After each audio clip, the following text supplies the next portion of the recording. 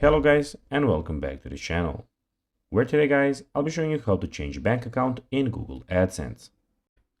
Now guys, the first thing that you of course need to do is go to google.com/AdSense and you'll be greeted by a website looking something like this. Now when you did that, you just need to go and log into your account.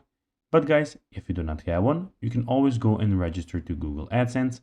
But guys, if you do not know how to do that, you can always go to our YouTube channel where we have plenty of how to Google AdSense videos where you can see how you can do this. Now guys, that we got that out of the way, let's see what we actually have in front of us here.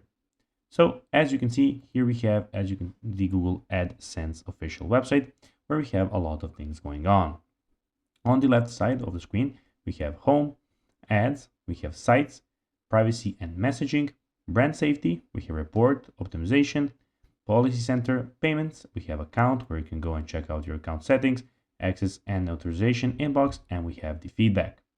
Also in the middle of the screen guys, as you can see, you can tell them about yourself, see how ad looks on your site, connect your site to AdSense, and in the top right corner, we have the, as you can see, question mark, which is the Help Center, we have your notifications, and here we have your accounts, and of course at the end we have the Sign Out button.